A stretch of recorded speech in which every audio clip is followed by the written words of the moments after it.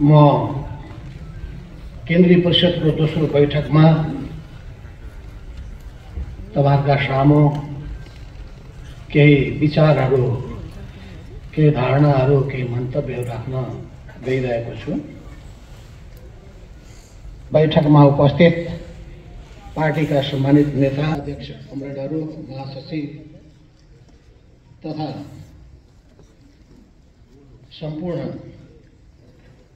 उपस्थित कमरेडहरू, हार्दिक अभिवादन।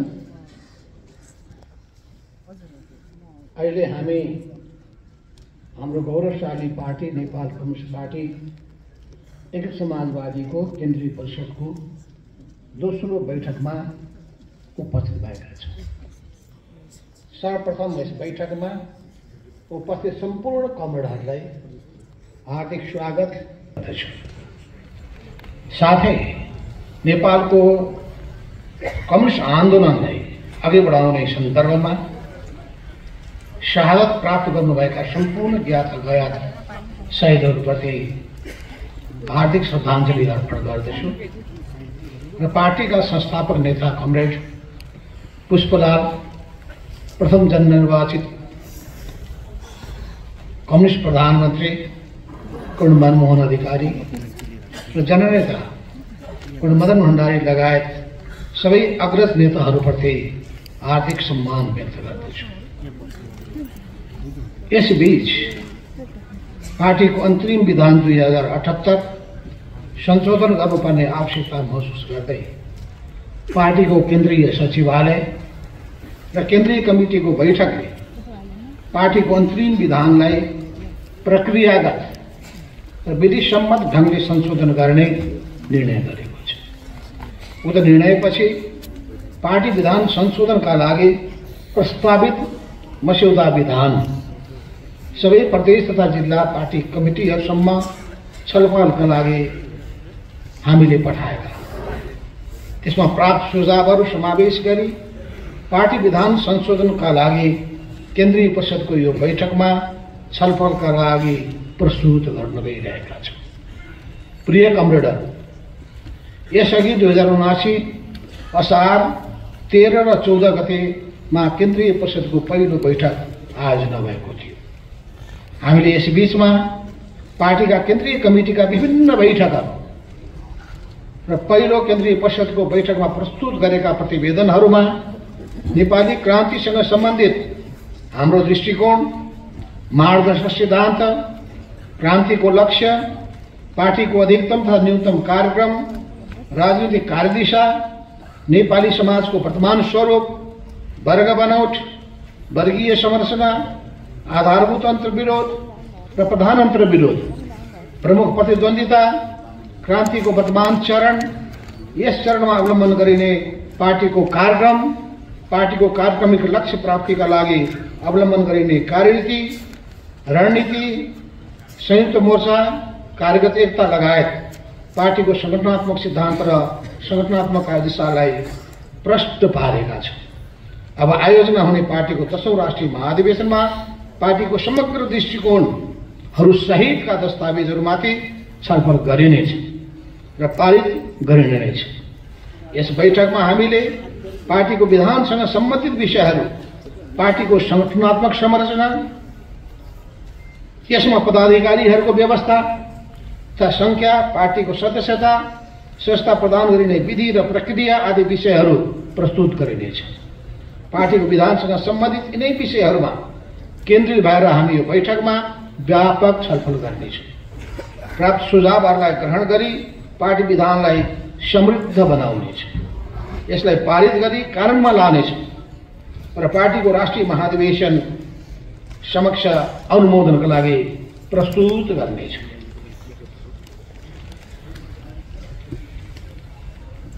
वर्तमान अवस्थामा अन्तर्राष्ट्रिय परिस्थिति तनाव, द्वन्द्व र मुठभेडले आक्रान्त छ। साम्राज्यवाद आफ्नो एकाधिकारवादी र वित्तीय पुँजीवादी नीतिले निम्ति आएको सङ्कट टार्न, आफ्नो प्रभाव एवं अस्तित्व रक्षा गर्न र विश्वको शक्ति सन्तुलन आफ्नो पक्षमा राख्न विभिन्न प्रकारका सैन्य गठबन्धन निर्माण गर्न आर्थिक, सामरिक र आक्रामक रणनीति लिएर अग्रसर छ। यसबीच अमेरिकाले चीनलाई घेर्ने र यसको बढ्दै गएको प्रभाव विस्तारमा रोक लगाउने उद्देश्यका साथ हिन्द प्रशान्त रणनीति आईपीएसलाई सशक्त रूपमा अगाडि बढाउने प्रयत्न गर्दैछ। क्षेत्रीय स्तरमा रणनीतिक समझदारी कायम राख्न खोजिरहेको छ। यसबाट हिन्द प्रशान्त क्षेत्रमा आफ्नो सामरिक क्षमता वृद्धि गर्ने र समाजवादी चीनलाई आर्थिक तथा सामरिक क्षेत्रमा अघि बढ्न रोक लगाउने दिशातर्फ उन्मुख छ। यसैबीचमा उसले भारत र फिलिपिन्ससँग अलग अलग सैन्य सहयोगको सम्झौता पनि गरेको छ। भारत र अमेरिका बीच सैन्य, प्रविधि, व्यापार र प्रशासनसँग सम्बन्धित विषयहरूमा गम्भीर प्रकृतिका सम्झौता भएका छन्। यसले भारत र अमेरिका बीचको सम्बन्ध मात्र होइन, एसिया प्रशान्त क्षेत्र र सिङ्गो विश्व राजनीतिमा विभिन्न समस्या पैदा गर्ने सम्भावना छ। अहिले साम्राज्यवादको अर्को ध्यान नाटोको सदस्य राष्ट्रको संख्या विस्तार गर्ने र यसको सामरिक क्षमता वृद्धि गर्ने कुरामा पनि केन्द्रित छ। आफ्नो प्रभुत्वलाई कायम राख्न अमेरिका, बेलायत, अस्ट्रेलिया, क्यानाडा र न्युजिल्यान्ड बीच साझा जासुसी संगठनको प्रयत्न सुरु भएको छ। यसबीच युक्रेन रूस युद्ध अझ गम्भीर मोडमा आइपुगेको छ। रूसको प्रभाव क्षेत्र र क्षमता कमजोर पार्ने पश्चिमा शक्तिहरू लागि परेका छन्। कतिपय युरोपेली राष्ट्रहरू आफै पनि युक्रेन युद्धमा संलग्न हुँदै गइरहेका छन्। अत्याधुनिक क्षेप्यास्त्र लगायतका युद्ध सामग्रीहरू युक्रेन पठाएर युद्धलाई अझ लम्ब्याउने र यसलाई अझ घातक बनाउने दाव कार्य गरिरहेका छन्। नाटो सम्बन्धित केही राष्ट्रहरू यस कार्यमा प्रत्यक्ष रूपमा संलग्न खोजिरहँदा युद्ध अझ लम्बिने र ध्वंसात्मक हुने सम्भावना बढ्दै गएको छ। त्यति मात्र होइन, युक्रेन रुसी मामलामा पश्चिमाहरूको नेतृत्वमा रहेको नेटो मार्फत हस्तक्षेप बढ्दै जाँदा स्थिति झनै गम्भीर बन्दै गइरहेको छ। साथै विश्व शक्ति सन्तुलनमा हलचल आउने, विश्व शान्ति र आर्थिक विकासमा बाधा पुग्न जाने देखिन्छ। यति बेला विश्वमा खाद्यान्नको अभाव, महँगी, विश्व व्यापारमा गिरावट, इन्धनको मूल्यमा वृद्धि, रोजगारीमा गिरावट तथा विश्वमा आर्थिक मन्दीको सङ्कट पैदा भएको छ। सङ्कटलाई अझ गहिरो, युद्धलाई अझ भयङ्कर दुष्प्रभावी बन्न नदिन युद्धरत मुलुक र सहयोगी राष्ट्रले मानवता विरुद्धका क्रियाकलापहरूलाई रोक्नुपर्ने, युद्ध विरामको बाटो हुँदै शान्ति प्रक्रियामा संलग्न हुनुपर्ने र यसका लागि संयुक्त राष्ट्रसङ्घ लगायतका निकायहरू प्रभावकारी ढङ्गले परिचालित हुनुपर्ने देखिन्छ। इजरायलको प्यालेस्टाइनी भूमि गाजा क्षेत्रमा गरेको नृशंस आक्रमणबाट 20,000 प्यालेस्टाइनी जनताको मृत्यु भएको छ। 50,000 जनता घाइते भएका छन्। लाखौं लाख जनता घरबार विहीन भएका छन्। 8,000 भन्दा बढी बालबालिकाहरू मारिएका छन्। 10,000 नागरिक बेपत्ता भएका छन्। यस्ता मानवता विरोधी क्रियाकलापहरूको हाम्रो पार्टी विरोध गर्दछ। यसका साथै दक्षिण अफ्रिका, इन्डोनेसिया लगायतले मुलुकले युद्ध र नरसंहारका विरुद्ध उठाइरहेका कदमहरूलाई हाम्रो पार्टी समर्थन गर्दछ। यसमा अमेरिका र युक्रेनले गरेका काम र खेलेको भूमिका निन्दनीय छ। हामी इजरायलले प्यालेस्टाइन राज्यको अस्तित्वलाई स्वीकार गरी दुई राष्ट्र आपसमा पारस्परिक सम्मान र सहअस्तित्वको सिद्धान्तका आधारमा शान्तिपूर्ण रूपमा अघि बढौँ भन्ने चाहन्छु। विज्ञान र प्रविधिमा भएको विकासले सूचना प्रविधिमा ठूलो फड्को मार्दैछ। सूचना प्रविधिद्वारा पुँजीको संकेन्द्रणको प्रयत्न जारी छ। गुगल, अमाजोन, मेटा र एप्पल जस्ता कम्पनीहरूले सूचना प्रविधिमाथि एकाधिकार कायम गरी नयाँ ढङ्गको साम्राज्य स्थापना गरिरहेका छन्। यसबाट रोजगारको क्षेत्रमा, राजनीतिक विचारधाराको क्षेत्रमा र लोकतन्त्रको क्षेत्रमा नयाँ नयाँ प्रभावहरू देखा पर्न थालेको छ। यिनीहरूलाई साम्राज्यवादको पक्षमा र विभिन्न देशहरूमाथि निगरानी बढाउन प्रयोग गर्ने काम भएको छ। पुँजीवादभित्र विश्वव्यापी रूपमा चरम सङ्कट पैदा भएको यस अवस्थामा वित्तीय तथा एकाधिकार पुँजीवाद र यसका दलालहरूले श्रमजीवी जनतामाथिको शोषण र दमन झनै चर्को बनाउँदै लगिरहेका छन्। यसको मारमा प्रत्येक मुलुकभित्रका घरेलु कामदार मात्रै होइन, बहुसङ्ख्यक अप्रवासी श्रमिकहरू पनि परेका छन्। यति बेला बेलायतमा मात्रै 5 लाख भन्दा बढी श्रमिकहरूले पुँजीवादले खर्च कटौतीका नाममा आफूमाथि थोपरेको सङ्कटका विरुद्ध प्रदर्शन गरेका छन्। फ्रान्समा पनि ठुल्ठुला विरोध प्रदर्शनहरू भएका छन्। यसका साथै अन्तर्राष्ट्रिय स्तरमा मुद्रा अपचलन तथा गैर बैंकिङ प्रणालीमा मुद्रा कारोबार र विपेषण गर्ने गिरोहहरू, तस्कर, हात हतियार तथा लागू औषधि कारोबार गर्ने अपराधीहरू, मानव बेचबिखन गर्ने दलालहरूले गैर कानुनी सञ्जालहरू बनाएका छन्। हाम्रो जस्तो कमजोर अर्थतन्त्र भएको मुलुकमा यस्ता गतिविधिले आर्थिक सङ्कट बढाउन बल पुर्याएका छन्। चीनले साम्राज्यवादी तथा पुँजीवादी शक्ति राष्ट्रको हस्तक्षेपकारी नीतिको विरोध गर्दै आफ्नै विशिष्टतामा समाजवाद निर्माणको कार्यलाई निरन्तरता दिइरहेको छ। राष्ट्रपति सी जिनपिङको नेतृत्वमा चीनले अर्थव्यवस्थालाई अझ सुदृढ बनाउने नयाँ खम्बाको रूपमा एडभान्स, स्मार्ट एन्ड ग्रीन इन्डस्ट्रिजको विकास गरी आफ्नो अर्थतन्त्रलाई अझ सुदृढ र जनमुखी बनाउने प्रयत्न गरिरहेको छ। विश्व शक्ति सन्तुलनमा नयाँ गति दिने प्रयत्नमा चीनले विकासशील राष्ट्रहरूसँग बहुपक्षीय र द्विपक्षीय सहयोग वृद्धि गर्न built and road initiative BRI जस्तो अन्तर्राष्ट्रिय आर्थिक सहयोग र समझदारीको कार्यक्रमलाई अघि बढाएको छ। यसका साथै Asia infrastructure investment bank, global investment initiative र ग्लोबल सिभिलाइजेसन इनिसिएटिभ आदि जस्ता अन्तर्राष्ट्रिय आर्थिक सहयोग र समझदारी कार्यक्रमहरू अघि बढाएको छ। अमेरिकी प्रभाव क्षेत्र मानिएको ल्याटिन अमेरिकी मुलुकहरूमा एकपछि अर्को गर्दै समाजवादी कार्य साँगालेका वामपन्थी पार्टीहरूको नेतृत्वमा सरकार बनेका छन्। नवउदारवाद र वित्तीय पुँजीवादको शोषण र चेपुवामा परेका ल्याटिन अमेरिकी जनताले त्यहाँ वाम आन्दोलनलाई अभूतपूर्व रूपमा अगाडि बढाउँदै त्यसमाथि विश्वास र भरोसा प्रकट गरेका छन्। ल्याटिन अमेरिकामा आएको वाम तथा वाम समाजवादी आन्दोलनको लहरले विश्वव्यापी रूपमा नयाँ उमङ्ग छाएको छ र विश्वभरिका श्रमिक जनतालाई आशा र उत्साह बढाएको छ। यसका साथै पेरुमा साम्राज्यवादको प्रत्यक्ष संलग्नतामा कु गरिएको छ र तीव्र दमनका बावजुद यहाँ श्रमजीवीहरूको प्रदर्शन र विरोध जारी छ। हैतीमा गृहयुद्धको अवस्था विद्यमान छ। अर्जेन्टिनामा घोर दक्षिणपन्थी राष्ट्रपति निर्वाचित भएका छन्। ब्राजिलमा पनि वाम सरकार विरुद्ध साम्राज्यवादको प्रत्यक्ष निर्देशन र सहयोगमा अवरोध खडा गर्ने प्रयत्न जारी छ। यससँगै जनताको तर्फबाट त्यसको प्रतिरोध र प्रतिवाद पनि जारी छ। ल्याटिन अमेरिकी मुलुक क्युबा कैयौं बाधा र व्यवधानका बावजुद साम्राज्यवादसँग जुझ्दै समाजवादको बाटोमा दृढतापूर्वक अघि बढिरहेको छ। अमेरिकी मुलुकहरूमा पनि वाम आन्दोलन र साम्राज्यवाद विरोधी आन्दोलन अघि बढिरहेको छ। पेट्रोलियम पदार्थको अर्थ राजनीतिमा जकडिएको मध्यपूर्वी तथा अरब क्षेत्र पनि अस्थिर र अप्ठ्यारो अवस्थामा छ। यमनमा बढेको भोकमरीले आउँदो पुस्ता नै नरहने हो कि भन्ने प्रस्तुति सिर्जना भएको स्वयं संयुक्त राष्ट्रसङ्घका प्रतिवेदनहरूले बताइरहेको छ। यमन, सोमालिया, प्यालेस्टाइन लगायतका देशहरूमाथि थोपरिएका युद्धका श्रृङ्खलाहरू रोकिएका छैन। मानिसको जीवन थप कष्टकर बन्दै गएको छ। उता युरोपियन मुलुकहरूमा कम्युनिस्ट वामपन्थी पार्टीहरूको पुँजीवादी उत्पीडन, बहुराष्ट्रिय र बहुराष्ट्रिय निगमको स्तरको शोषण विरुद्ध र श्रमजीवी जनताको मुक्तिका लागि विचारधारात्मक र राजनीतिक आन्दोलनहरू जारी छन्।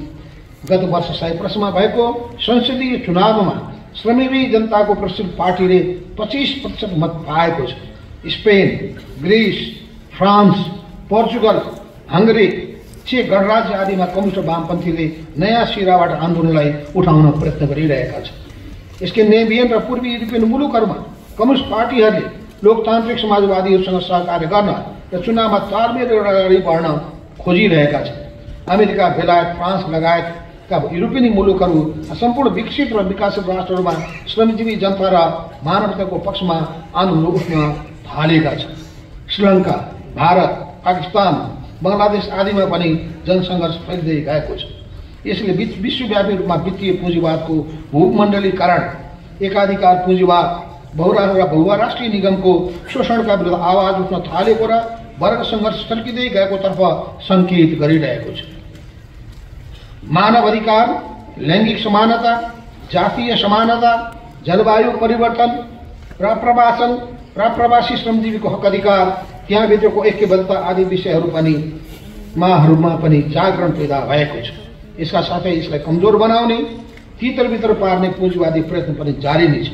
हाम्रो पार्टी सबै मुद्दाहरू र सङ्घर्षहरूमा उत्पीडित समुदाय तथा श्रमजीवी जनताका मागहरू र आन्दोलनप्रति समर्थन र ऐक्यबद्धता प्रकट गर्दछ। राष्ट्रिय परिस्थितिको सन्दर्भमा मुलुकको राष्ट्रिय राजनीतिक परिस्थितिमा अझै पनि अस्थिरताका बादलहरू मडारिरहेका छन्। यसबीच आम निर्वाचन 2079 को परिणामले निर्माण गरेको राजनीतिक शक्ति सन्दर्भमा खासै परिवर्तन भएको छैन। अहिले पनि संसदमा 12वटा राजनीतिक दलहरू नै कायम छन्। राजनीतिक शक्ति सन्तुलन र संसदमा रहेका दलहरू बीचको समीकरण र सरकारको स्वरूप भने केही बदलिएको छ। आम निर्वाचन 2079 पछि नेकपा माओवादी केन्द्रका अध्यक्ष पुष्पकमल दाहाल प्रचण्डको नेतृत्वमा नेकपा एमाले, नेकपा माओवादी केन्द्र, रासपा, राप्रपा लगायतका दलहरू सम्मिलित गठबन्धनको सरकारमा थिए। उक्त गठबन्धन बदलिएको छ र नेकपा माओवादी केन्द्रका अध्यक्ष पुष्पकमल दाहाल प्रचण्डको नेतृत्वमा नेपाली कांग्रेस, नेकपा माओवादी केन्द्र, नेकपा एकीकृत समाजवादी, जसपा, लोसपा, जनमत र नागरिक उन्मुक्ति पार्टी सम्मिलित 7 दलीय गठबन्धनको सरकार कायम छ। यस सरकारले जनपक्षीय काम गर्ने प्रयत्न गरिरहेको छ। मुलुकमा कोभिडको प्रकोपपछि प्रकट भएको आर्थिक सङ्कट र मन्दी अहिलेसम्म पनि कायमै छ। यसमा केही सुधार भए पनि उठेको राजस्वले चालु खर्च थान्न धौधौ परिरहेको छ। मूल्य वृद्धि र मुद्रास्फीति बढिरहेको छ। व्यापार घाटा चुलिँदै गएको छ। ठूलो संख्यामा युवा जनशक्ति वैदेशिक रोजगारीमा गएको छ। रेमिट्यान्सले देशलाई अर्थतन्त्रलाई टेवा दिइरहेको अवस्था छ। आयात प्रतिस्पर्धापन र निर्यात प्रवर्धन गर्ने भनिए पनि त्यसअनुसारको काम हुन सकेको छैन। कृषि क्षेत्रमा लगायत धेरै क्षेत्रमा परनिर्भरता कायमै छ। लाखौंको संख्यामा रहेको भूमिहीन र गरिब किसान तथा व्यवसायिक बसोबासीहरूले वर्षौंदेखि भोगचलन गर्दै आएको जमिनमाथिको स्वामित्व प्राप्त गर्ने र उत्पादनको न्यायोचित वितरण गर्ने काम अहिलेसम्म पनि हुन सकेको छैन। विगत 7 दशकदेखि उठिरहेको क्रान्तिकारी भूविस्तारको मुद्दा अहिलेसम्म पनि कामको दिशामा अघि बढ्न सकेको छैन। सामाजिक भेदभावको अन्त्य र सामाजिक न्यायको विषय अहिले पनि जनसरकारको चर्को मुद्दा बनेको छ। नेपाली जनतामाथि शोषण उत्पीडनको नयाँ रूप मित्रवादी शोषण चरम बनेको छ। यसबीच भ्रष्टाचार, कमिसन तन्त्र र तस्करीका अनेकौं काण्डहरू उदाङ्गिएका छन्। सरकारले भ्रष्टाचारीहरूलाई कारवाही गर्ने प्रयास गरिरहेको छ। आर्थिक क्षेत्रको सुधार र भ्रष्टाचार नियन्त्रण एवं सुशासनका निम्ति अझै प्रभावकारी कार्य गर्नुपर्ने आवश्यकता छ। मुलुकको वर्तमान अवस्थामा जनताको निराशा, प्रतिरोध र आक्रोशको भावनालाई उपयोग गर्दै प्रतिगमनकारी तथा गमनकारीहरूबाट विद्यमान व्यवस्था परिवर्तनको नाउँमा विभिन्न गतिविधिहरू सञ्चालन गरी राजनीतिक अस्थिरता पैदा गर्ने र सामाजिक सद्भाव प्रबलाउने कोसिस भइरहेको छ। यस्तो अवस्थामा वर्तमान वाम लोकतान्त्रिक शक्तिको सरकारका सामु निश्चित दायित्वहरू छन्। खास गरी गठबन्धनका दलहरूबीच छलफल गरेर तयार पारिएका न्यूनतम साझा कार्यक्रममा समावेश गरिएका विषयहरू संविधानको रक्षा र आवश्यकताअनुसार परिमार्जन एवं विकास गर्ने, संघीय लोकतान्त्रिक गणतन्त्रको सुदृढीकरण गर्ने, देशको अर्थतन्त्र सुदृढ गर्न नीतिगत एवं संरचनागत सुधार गर्ने, उत्पादनमुखी अर्थतन्त्र निर्माण र आपूर्ति व्यवस्थामा सुधार गर्ने, राष्ट्रिय उत्पादनमा वृद्धि र रोजगारी सृजना गर्ने, गुणस्तरीय सेवा प्रवाह गर्ने, भ्रष्टाचार नियन्त्रण र सुशासनको प्रत्याभूति दिने, विदेश शान्ति सम्झौताका बाँकी काम र विभिन्न पक्षहरूसँग भएका सहमतिहरूको कार्यान्वयन गर्ने, समाजमा विद्यमान वर्गीय, जातीय, क्षेत्रीय, लैङ्गिक, भाषिक, आर्थिक, राजनीतिक, सामाजिक तथा सांस्कृतिक आदि सबै प्रकारका विभेदहरूको अन्त्य गर्न निरन्तर प्रयास गर्ने, जलवायु परिवर्तनले उत्पन्न गरेको जोखिम न्यूनीकरण गरी पर्यावरणीय सन्तुलन कायम गर्न पहल गर्ने, राष्ट्रिय हितको रक्षा र स्वतन्त्र एवं संरक्षित परराष्ट्र नीति अवलम्बन गर्ने आदि कार्यहरू नै वर्तमान सरकारका मुख्य दायित्वहरू हुन्। वर्तमान सरकार उपयुक्त दायित्व पूरा गर्न अझ गम्भीरता र तदारुकताका साथ लाग्न आवश्यक छ। यति बेला हाम्रो पार्टी मुलुकमा तिनै तहको सरकारमा एक वा अर्को ढङ्गले संलग्न छ। हाम्रो पार्टी सरकार सञ्चालनको क्षेत्रबाट राष्ट्रियता, लोकतन्त्र, जनजीविका, सुशासन मानवाधिकार र सामाजिक न्यायको पक्षमा प्रभावकारी ढङ्गले काम हुनुपर्दछ भन्ने कुरामा विशेष जोड दिन चाहन्छु। विभिन्न स्थानीय तहमा पनि हाम्रो पार्टीका प्रतिनिधिहरू निर्वाचित भएका छन् र कतिपय स्थानमा नेतृत्वदारी अवस्थामा समेत छन्। संघीय संसद र सबै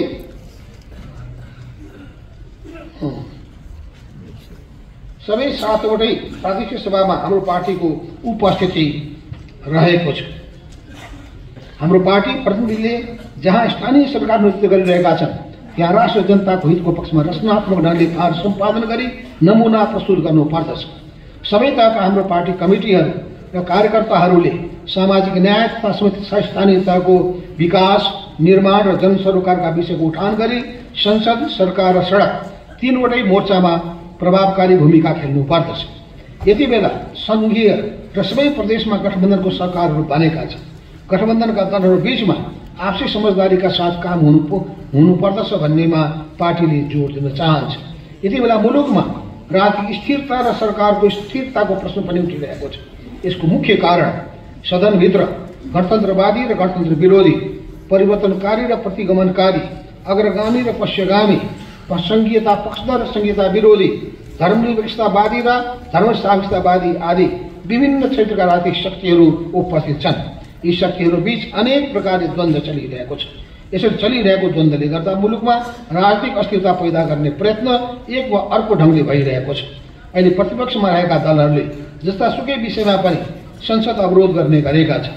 सत्ताच्युत भएर प्रमुख प्रतिपक्षमा पुगेको एमाले अत्यन्त गैरजिम्मेवार ढङ्गले नकारात्मक भूमिका निर्वाह गरिरहेको छ। विभिन्न ढङ्गले सरकार सञ्चालनमा रहेको वर्तमान गठबन्धन तोड्न उद्यत छ। पुनरुत्थानवादी, प्रतिगामी, तपस्यागामी शक्तिहरूको क्रियाकलापले र प्रतिपक्षका गतिविधिहरूबाट मुलुकलाई अस्थिरतातर्फ धकेल्न खोजेको आवाज पाइन्छ। यस्तो अवस्थामा संसद पार्टी कामको र वर्ग सङ्घर्षको एउटा महत्त्वपूर्ण मोर्चा बन्न पुगेको छ। वर्तमान अवस्थामा संघीय संसदका दुवै सदन र सबै प्रदेश सभाहरूमा हाम्रो पार्टीको प्रतिनिधिहरूले संसदीय मोर्चालाई रचनात्मक ढङ्गले कुशलतापूर्वक राष्ट्र जनताको हितमा आम जनतासँग एकाकार भई राम्रोसँग उपयोग गर्न र वर्ग सङ्घर्षलाई सञ्चालन गर्न सक्नुपर्दछ। पार्टीको आम नीति र निर्वाचन घोषणा पत्र अनुसार राष्ट्रियता, लोकतन्त्र, सुशासन, सामाजिक न्याय, मानवाधिकार र जनसरोकारका विषयहरूलाई सशक्त ढङ्गले अघि बढाउन निरन्तर लागिरहनु पर्दछ। समाजवादी जागरण अभियान हाम्रो पार्टीको आयोजनामा गत असोज 14 देखि 28 गतेसम्म, मेचीदेखि महाकालीसम्म समाजवादी जागरण अभियान सञ्चालन भयो। उक्त अभियान सञ्चालनका लागि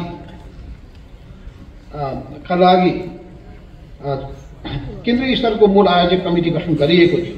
प्रदेश इन्चार्जको अध्यक्षतामा संयुक्त प्रदेश कमिटी र जिल्ला कमिटीका सदस्य रहेको प्रदेश स्तरीय आयोजक कमिटी गठन गरिएको थियो।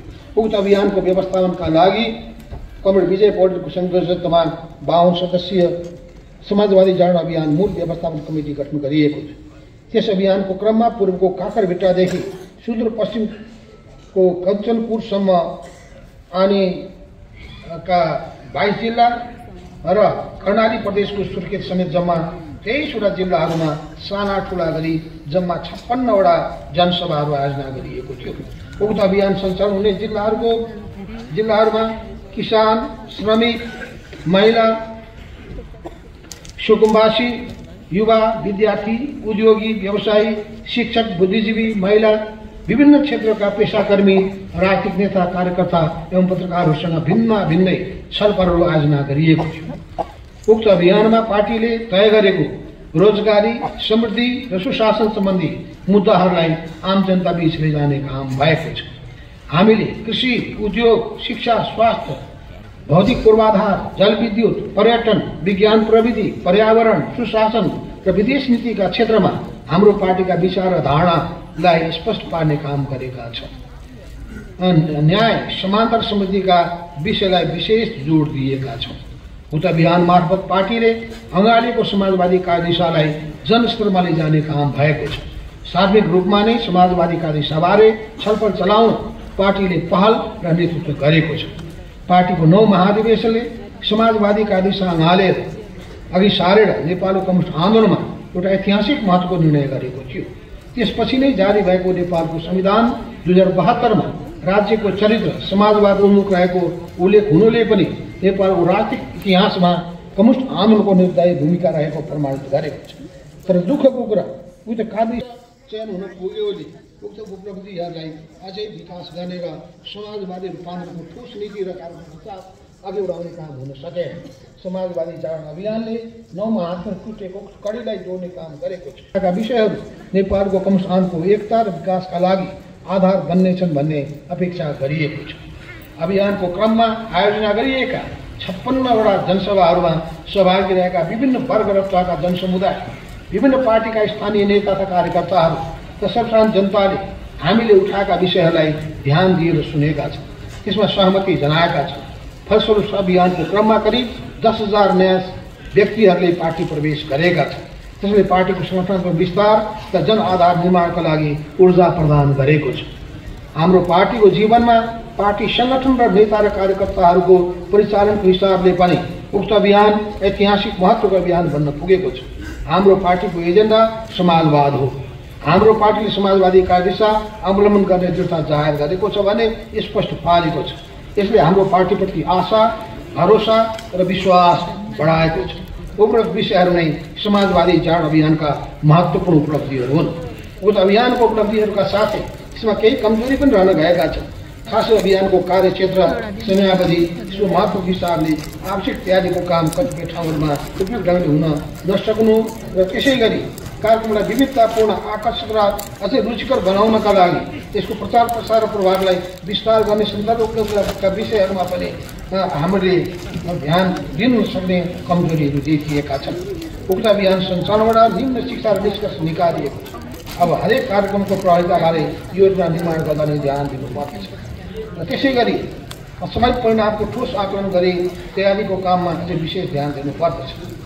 यसरी हामीले अभियानको सन्दर्भमा राष्ट्रिय राजनीतिका मूल मुद्दालाई स्थापित गर्न अझै आवश्यक योजना बनाउने र त्यसमा पार्टीले नेतृत्व गर्ने काम गर्नुपर्दछ।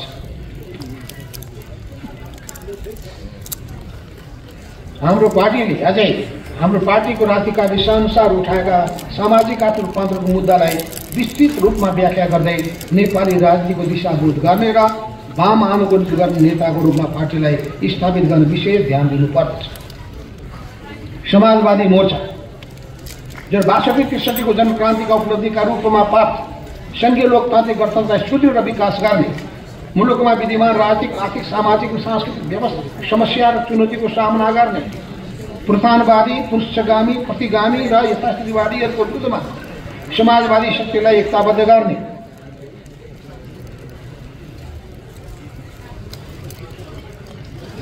डिस्टर्ब हो क्या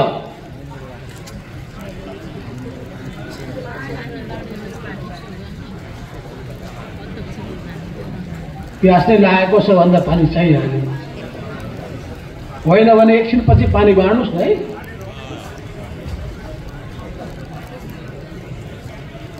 अहिले एकछिन रोक्नुहोस्।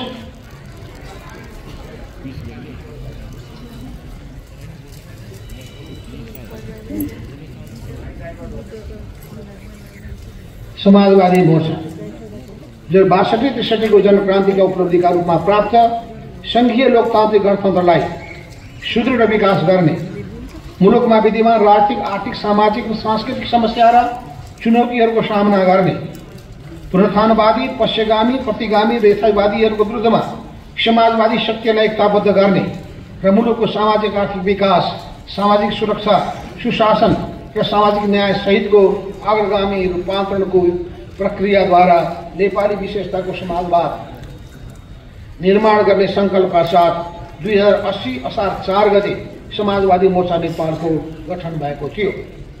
यस मोर्चामा नेपाल कम्युनिस्ट पार्टी माओवादी केन्द्र, नेपाल कम्युनिस्ट पार्टी समाजवादी, जनता समाजवादी पार्टी नेपाल र नेपाल कम्युनिस्ट पार्टी समेत 4 दलहरू सम्बद्ध रहेका हुन्। यस मोर्चाले 15 बुँदे उद्देश्य तथा नीतिगत प्रतिबद्धताहरू अघि सार्दै मोर्चाको नीतिगत निर्णय गर्न सदस्य दलको अध्यक्ष सहित तोकिएको प्रतिनिधिहरू रहने गरी एक केन्द्रीय संयोजन समिति गठन गरेको छ र त्यसै गरी यसको सचिवालय पनि गठन गरेको छ। यसले आफ्नो अवधारणा पत्र र उद्देश्यलाई समर्थन गर्ने, राजनीतिक दलहरूलाई मोर्चामा सामेल गर्ने र आवश्यकता अनुसार प्रदेश र स्थानीय तहसम्म आफ्नो संगठन विस्तार गर्ने गरी मोर्चाको संगठनात्मक संरचना र कार्यविधि अघि सारेको छ। यस मोर्चाले अहिलेसम्म 7वटै प्रदेशमा सार्वजनिक रूपमा संयुक्त भेलाहरूको आयोजना गरी प्रदेश स्तरीय संयोजन समिति गठन गरेको छ। विभिन्न जिल्लाहरूमा पनि जिल्ला स्तरीय संयोजन समितिहरू गठन हुँदै गएका छन्। हामीले पार्टी गठनको घोषणा गरेदेखि निरन्तर अहिलेसम्म नेपालको विभाजित कम्युनिस्ट आन्दोलनलाई एकताबद्ध गर्ने मान्यता अघि सार्दै आएका छौँ। पार्टी निर्माणको क्रममा अहिलेसम्म कतिपय साना घटकहरूलाई पार्टीमा एकताबद्ध पनि गरेका छौँ। अहिले पनि कम्युनिस्ट क्रान्तिकारीहरू विशेष गरी समाजवादको पक्षमा समाजवादी कार्यसँग अवलम्बन गर्ने कम्युनिस्टहरूको बीचमा एकता हुनुपर्दछ भन्ने विषयमा जोड दिइरहेका पनि छन्। तर पनि तत्काल कम्युनिस्ट पार्टीहरूको बीचमा पार्टी एकता गर्ने विषयले सार्थकता पाउन सकेको छैन। यस्तो अवस्थामा लोकतान्त्रिक गणतन्त्रलाई सुदृढ विकास गर्ने, समाजवादको पक्षमा रहेका मुलुकको वर्तमान संविधानलाई रक्षा विकास समृद्ध गर्ने, पुनरुत्थानवादी, यथास्थितिवादी, पश्चगामी र प्रतिगामीहरूको सामाजिक सवाललाई खडबल्याउने र मुलुकलाई प्रतिगमन र प्रशिक्षणको दिशामा धकेल्ने षड्यन्त्र क्रियाकलापहरू, भ्रष्टाचार, कमिसनखोरी, अनियमितता र तस्करीको विरोध र भण्डाफोड गर्ने, मुलुकको सामाजिक आर्थिक विकास, सामाजिक सुरक्षा, सुशासन, सामाजिक न्यायको पक्षमा समाजवादी कार्यदिशा अवलम्बन गर्दै नेपाली विशेषताको समाजवाद निर्माण गर्ने मान्यताका साथ समाजवादी मोर्चा निर्माण गर्ने विषय रणनीतिक महत्त्वको संयुक्त मोर्चा निर्माणको विषय रहेको छ। यस मोर्चालाई ठिक ढङ्गले परिचालन गर्न सकियो भने समाजवादी कार्यदिशा अवलम्बन गर्ने र नेपाली विशेषताको समाजवाद निर्माण गर्ने कार्यमा मोर्चाका घटक दलहरूको बीचमा सहकार्य गर्ने आधार अझै बढ्दै जानेछ। यसले अन्ततः कम्युनिस्ट वामपन्थीहरूलाई एकताबद्ध र एकीकृत गर्न ऐतिहासिक महत्त्वको भूमिका खेल्नेछ भन्ने अपेक्षा गरिएको छ। राष्ट्रिय सभाको निर्वाचन यसै बीचमा यही माघ 11 गते राष्ट्रिय सभाको निर्वाचन सम्पन्न भएको छ। राष्ट्रिय सभाका 19 पदमा भएको निर्वाचनमा सत्तारूढ दलको गठबन्धनले आपसी समझदारीमा भागभण्डा गरेका थिए, जसअनुसार नेपाली कांग्रेसले 10 सिट, नेकपा माओवादी केन्द्रले 6 सिट, नेकपा यसले 2 सिट र जसपाले 1 सिट हुने गरी भागभण्डा भएको थियो। तर कोशी प्रदेशको महिला क्लस्टरमा गठबन्धनको भोट क्रस भएर सत्ता गठबन्धनको तर्फबाट उम्मेदवार बनेकी नेकपा माओवादी केन्द्रको प्रतिनिधिलाई हराउँदै नेकपा एमालेका प्रतिनिधि निर्वाचित भई जित हासिल भएको स्थिति छ। नेकपा एमाले गठबन्धनमा रहेका दलहरूसँग सहकार्य गर्ने र गठबन्धनलाई कमजोर बनाउने नीति लिएको थियो। राष्ट्रिय सभाको निर्वाचनमा गठबन्धनसँग सहकार्यका लागि एमाले वार्ता, छलफल र संवाद गरे पनि वास्तवमा त्यो सबै भनेको हाम्रो पार्टीका विरुद्धमा नै लक्षित थियो। यस अर्थमा पनि त्यो सहमति सफल हुन सकेन। यो सत्ता गठबन्धनका दलहरू एकजुट भएर एक ठाउँमा उभिसकेपछि नेकपा एमालेको उक्त प्रयत्न, हामीलाई कमजोर बनाउने प्रयत्न असफल भयो। यस्तो अवस्थामा नेकपा एमाले राप्रपासँग गठबन्धन गर्न पुग्यो। यस परिणामले कोशी प्रदेशमा 1 सिट जितेर यो निर्वाचन नेकपा एमाले 0 वटा जोगिन पुगेको छ। राष्ट्रसभाको निर्वाचनको परिणामले सत्ता गठबन्धनमा उलटफेर हुने अवस्था नरहे पनि भोट क्रसिङको विषयले गठबन्धनका दलहरू मात्र होइन, हरेक दलभित्र छलफलको यो विषय बन्न पुगेको छ। यसपटकको राष्ट्रिय सभाको निर्वाचनको परिणामले राष्ट्रिय सभाको राजनीतिक शक्ति सन्तुलनमा हेरफेर ल्याएको छ। यसबाट राष्ट्रिय सभामा सबैभन्दा ठुलो दल नेकपा माओवादी केन्द्र बन्न पुगेको छ। यसअघि सबभन्दा ठुलो दलको रूपमा रहेको नेकपा एमाले पहिलो दलबाट तेस्रो दलमा झरेको छ। नेपाली कांग्रेस दोस्रो ठुलो दल बन्न पुगेको छ भने हाम्रो पार्टी नेकपा एकीकृत समाजवादी 4औं र जसपा 5औं स्थानमा रहेको छ। निर्वाचनको परिणामअनुसार अहिले राष्ट्रिय सभामा माओवादी केन्द्रको 17 सिट, नेपाली कांग्रेसको 16 सिट, नेकपा एमालेको 10 सिट, नेकपा एकीकृत समाजवादीको 8 सिट, जसपाको 3 सिट, लोकसभाको 1 सिट, जनमोर्चाको 1 सिट र अन्य 3 रहेको अवस्था छ। पार्टीको 10औं राष्ट्रिय महाधिवेशन पार्टी केन्द्रीय कमिटीको 6औं बैठकले 2080 साल माघ 14-18 मा पार्टीको 10औं राष्ट्रिय महासभा आयोजना गर्ने निर्णय गरेको थियो। तर यसबीच जिल्ला कमिटीहरूबाट पार्टी संस्था नवीकरणको लगत नआइसकेको गत मङ्सिर 17 गतेको भूकम्पले कर्णाली प्रदेशमा ठुलो धनजनको क्षति पुर्याएको त्यसले पार्टी पङ्क्तिलाई प्रभावित पारेको, यही माघ 11 गते राष्ट्रिय सभाको निर्वाचन तोकिएको र पार्टीको राष्ट्रिय महाधिवेशन अघि नै पार्टीको विधान संशोधन गर्न आवश्यक भएको आदि कारणले तोकिएको मितिमा महाधिवेशनको तयारी गर्न नसकिने भएकोले पार्टीको 10औं राष्ट्रिय महाधिवेशन 2081 साल जेठ महिनाको 3 देखि 7 गतेसम्म काठमाडौँमा आयोजना गर्ने निर्णय भएको छ। उक्त महाधिवेशनमा 4 दस्तावेजहरू, राजनीतिक प्रतिवेदन, पार्टीको कार्यक्रम, समाज संगठन प्रस्ताव र विधान प्रस्तुत गर्ने निर्णय भएको छ। यसका साथसाथै समसामयिक सवालहरूमा प्रस्तावहरू पनि प्रस्तुत गरिनेछ। उक्त दस्तावेजहरू तयार गर्न पार्टी अध्यक्ष माधव कुमार नेपालको सहयोग अध्यक्षतामा 27 सदस्यीय दस्तावेज मस्यौदा कमिटी गठन गरिएको छ। उक्त दस्तावेज मस्यौदा कमिटीले दस्तावेज तयार गरेपछि पार्टीव्यापी छलफलका लागि पार्टीको केन्द्रीय कमिटी तथा मातहतका कमिटीहरूमा पठाइनेछ। पार्टीको केन्द्रीय निकाय, विभाग र मातहत सञ्चालित सम्पर्क कमिटीदेखि लिएर जनवर्गीय कमिटीमा पनि पार्टीव्यापी छलफलका लागि पठाइनेछ। यसका साथसाथै सम्बन्धित विज्ञ र विषयविज्ञ र बुद्धिजीवीको भेला समेत आयोजना गरिने, छलफल गरिने, रचनात्मक सुझाव र टिप्पणीहरू ग्रहण गरिनेछ। यसरी गरिएको छलफलपछि महाधिवेशन पूर्व प्राप्त भएका रचनात्मक सुझाव र टिप्पणीहरूलाई उपयुक्त ढङ्गले सम्बोधन गरी दस्तावेजलाई समृद्ध बनाइनेछ। यसरी तयार गरिएका दस्तावेजहरू महाधिवेशनमा छलफलका लागि प्रस्तुत गरिनेछ र महाधिवेशन पारित गरी कार्यान्वयनमा लगिनेछ। पार्टीको अन्तरिम विधान 2078 को संशोधनको सम्बन्धमा हाम्रो गौरवशाली पार्टी नेपाल कम्युनिस्ट पार्टी एकीकृत समाजवादी विद्रोहको प्रक्रियाबाट निर्वाचन आयोगमा 2078 साल भाद्र 9 गते दर्ता गर्दा हामीले पार्टीको अन्तरिम विधान पनि दर्ता गरेका थियौँ। यसबीच पार्टी निर्माण तथा परिचालन गर्ने सन्दर्भमा अघि सारिएको पार्टीको उक्त अन्तरिम विधान 2078 संशोधन गर्नुपर्ने आवश्यकता महसुस भयो। त्यसैले पार्टीको अन्तरिम विधान 78 को धारा 74 को विधान संशोधन प्रस्तावको प्रावधानको आधारमा पार्टीको केन्द्रीय सचिवालयमा पार्टीको अन्तरिम विधान संशोधन गर्ने विषयमा व्यापक छलफल भयो।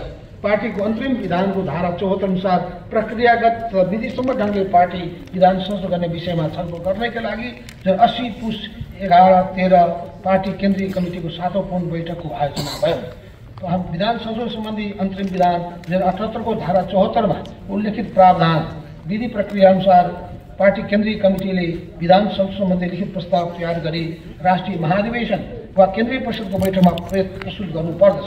यसमा छलफल हुनुभन्दा अगाडि 15 दिन अगाडि नै सबै प्रदेश र स्थानीय कमिटीमा पार्टी विधान संशोधन सम्बन्धी प्रस्ताव छलफललाई पठाउनु पर्ने भएकोले यो काम पनि यसबीचमा भइसकेको छ।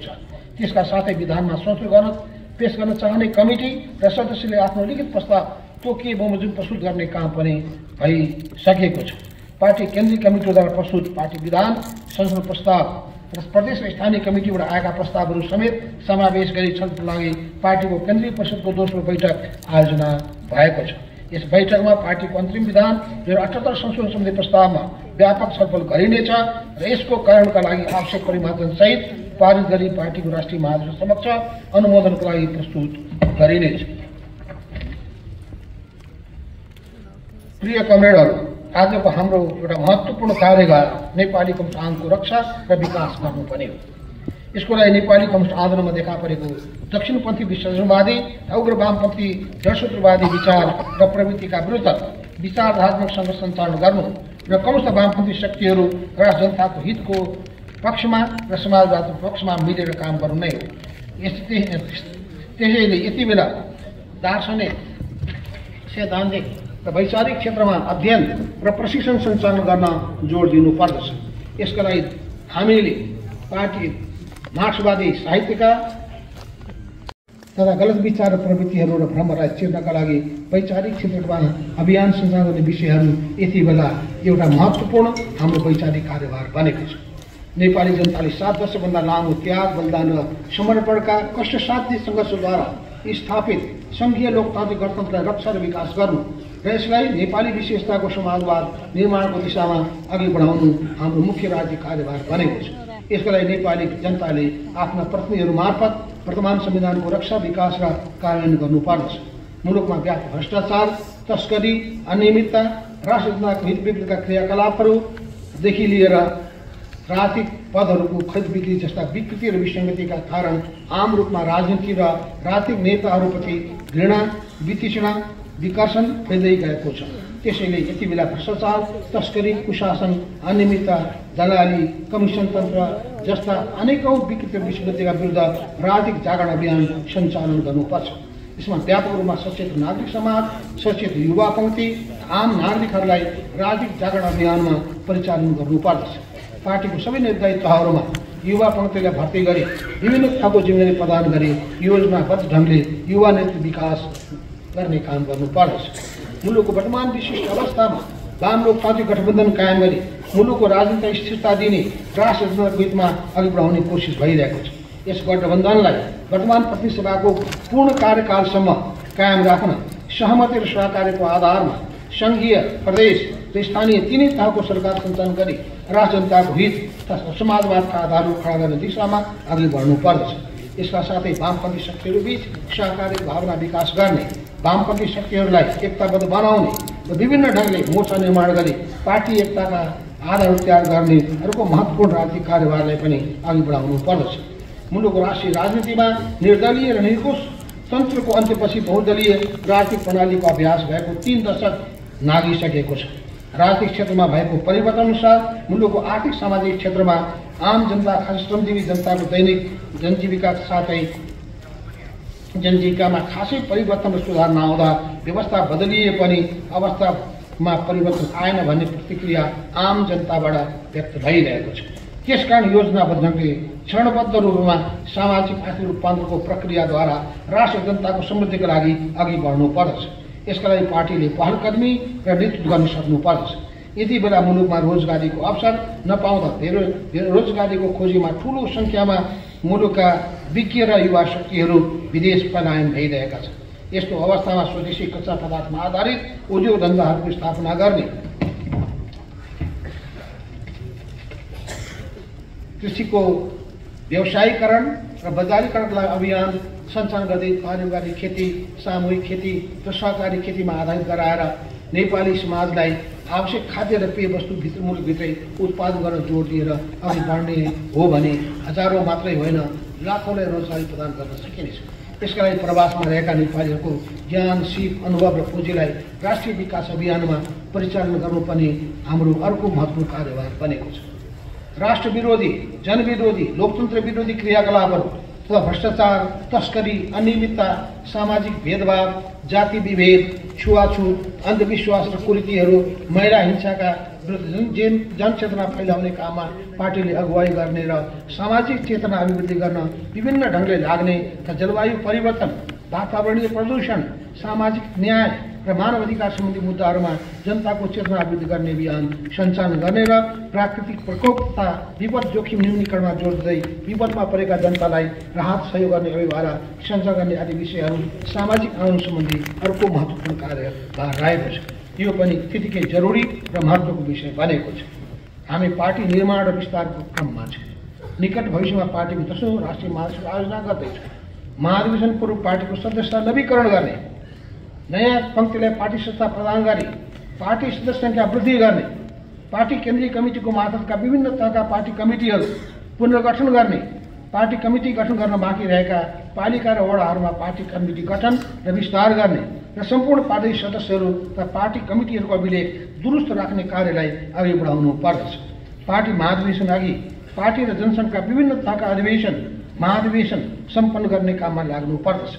हामी आगामी माघ 25 देखि चैत 25 गतेसम्म पार्टी विस्तार तथा सुदृढीकरण अभियान सञ्चालन गर्दैछौँ। त्यसका साथै पार्टी सम्बद्ध विभिन्न जनमुखी सङ्गठनहरू, पेशागत र सामुदायिक सङ्गठनहरू, सम्पर्क मञ्च र प्रवासी सङ्गठनहरू निर्माण र विस्तारको कार्य पनि अघि बढाइरहेका छौँ।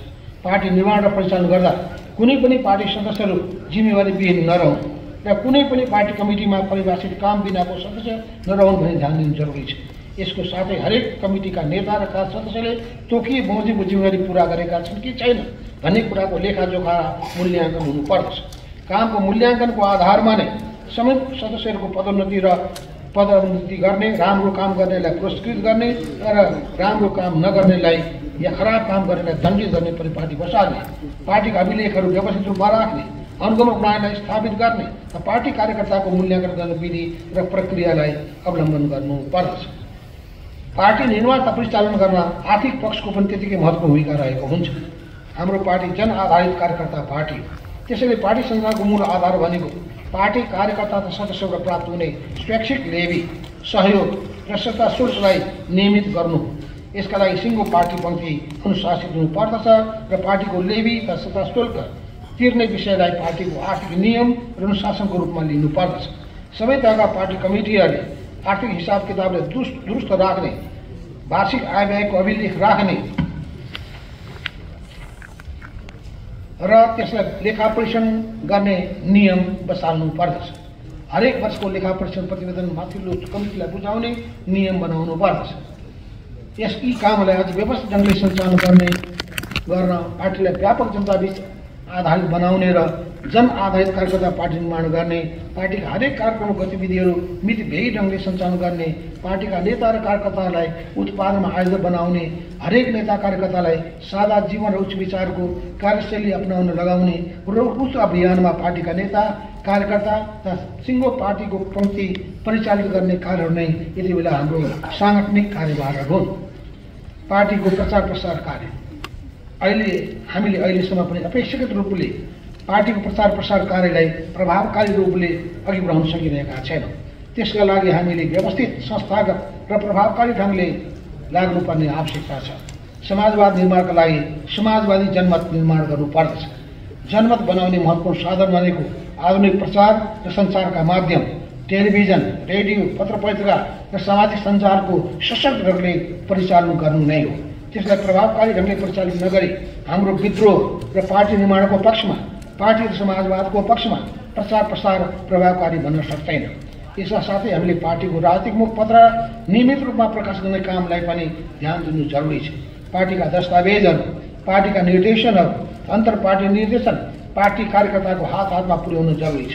पार्टीको मुखपत्र, पार्टी प्रकाशनहरू नियमित प्रकाश र प्रचार प्रसारले पार्टीको कार्यकर्ताका सैद्धान्तिक, राजनीतिक र वैचारिक धरातललाई माथि उठाउने एक सशक्त माध्यम र औजार हुन्।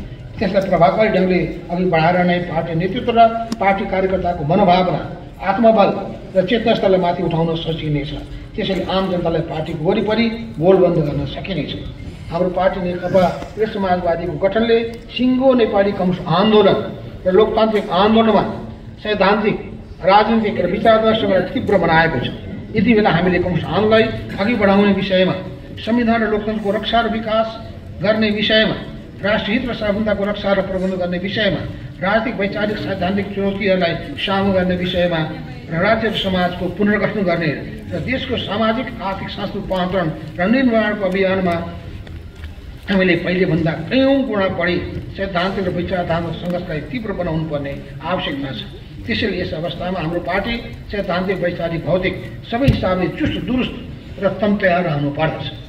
त्यसका लागि पार्टीले सैद्धान्तिक र विचारधात्मक पत्र पत्रिका प्रकाशनलाई नियमित बनाउनु समेत जरुरी देखिएको छ। प्रिय कमरेडहरू, अहिले हामी मुलुकको विशिष्ट अवस्था र पार्टी निर्माणको एक ऐतिहासिक महत्त्वको घडीमा केन्द्रीय परिषदको यो दोस्रो बैठक गरिरहेका छौँ।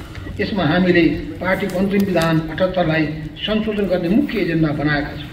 त्यसैले अहिलेसम्मको पार्टी निर्माण र परिचालनका अनुभवहरू